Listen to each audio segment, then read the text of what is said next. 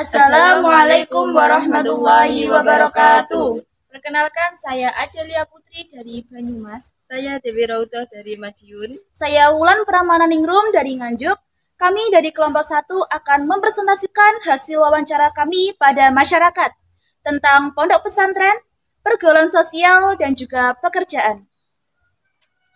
Pertama, seseorang yang saya wawancarai dan juga teman-teman berpendapat bahwasanya beliau adalah seseorang yang setuju dengan adanya pondok pesantren karena di dalam pondok pesantren terdapat beberapa metode belajar mengajar yang mampu atau bisa menjadikan santri berjalan sesuai dengan jalannya atau menuju ke yang lebih baik. Beliau termasuk orang yang bersyukur atas nikmat Tuhan karena dengan sedikit atau banyaknya penghasilan yang dia dapat, dia menerimanya. Hidup dengan seadanya tanpa harus mengikuti tren-tren yang berada. Beliau memiliki hubungan sosial yang baik, entah itu kepada keluarga, teman, tetangga, atau yang lain. Karena beliau bisa menjadi seseorang yang memotivasi bagi yang lain. Ketika ada masalah, beliau lebih dulu mencari atau melihat sumber masalahnya daripada langsung menjustifikasi. Ketika ada sanak saudara yang berbuat salah, beliau tidak akan diam saja atau melindunginya, akan tetapi beliau akan mencari penyebab dan menasihati dengan baik. Beliau berpegang pada sesuatu yang dilakukan dengan konsisten pasti akan berhasil. Untuk narasumber yang kedua, dapat disimpulkan bahwasanya beliau itu seseorang yang setuju dengan adanya pondok pesantren. Karena dengan adanya pondok pesantren, beliau merasa bahwa akan lebih tambah rasa semangatnya untuk beribadah kepada Allah Subhanahu wa taala. Beliau juga merupakan seseorang yang memiliki kepribadian yang tegas, disiplin, dan juga bertanggung jawab. Beliau juga seseorang yang lebih memilih mendapat penghasilan yang cukup, karena dengan penghasilan yang cukup itu akan menumbuhkan rasa syukurnya pada Allah Subhanahu wa taala. Lalu ketika penghasilan tersebut kira-kiranya sudah mencukupi kebutuhan hidupnya dan masih tersisa, beliau memilih untuk mensedekahkan pada orang-orang yang di sekitarnya dan juga lebih membutuhkan. Jadi, dari sini dapat diketahui bahwa hablum minallah dan hablum minannasnya itu masih terjaga.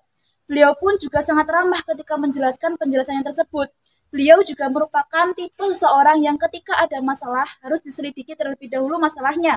Bukan malah sembarangan menuntut orang lain tanpa adanya bukti yang jelas. Ataupun masalahnya masih abu-abu. Dari sini kita juga dapat mengetahui bahwasanya beliau berprinsip pada kedisiplinan, tegas, dan juga bertanggung jawab. Kita dapat mengetahui hal tersebut dari cerita yang beliau ceritakan pada kami saat beliau masih mendidik anak-anaknya sampai sekarang ini. Beliau juga pernah berpesan bahwasanya buku tergantung pada yang menulisnya. Jadi maksudnya seseorang anak itu tergantung pada yang mendidiknya. Beliau juga berpesan bahwasanya tetap semangat, jangan menyerah, dan tetaplah disiplin setiap saat. Karena kedisiplinan itu juga termasuk dalam hal untuk menuju kemenangan. Dan narasumber yang ketiga ialah beliau adalah orang yang setuju adanya pondok pesantren karena pondok pesantren mengajarkan anak-anak untuk berperilaku sopan dan kenakalan remaja bisa berkurang. Beliau termasuk orang yang bersyukur atas apa yang Tuhan beri. Masalah pekerjaan, menurut beliau apapun pekerjaannya jangan malu, yang penting halal. Dan kalau soal gaji, lebih baik sedikit tapi bisa untuk mencukupi sehari-hari. Beliau juga memiliki hubungan sosial yang baik, entah itu kepada keluarga, tetangga, dan lain sebagainya. Jika beliau terkena masalah, beliau akan mencari dulu sumber masalahnya.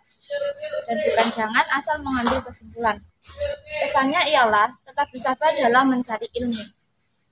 Nah, dari ketiga narasumber tadi dapat disimpulkan bahwa mereka sama-sama setuju akan adanya pondok pesantren. Bahkan ketiga orang tersebut juga merupakan seorang yang selalu mensyukuri nikmat Allah Subhanahu wa taala.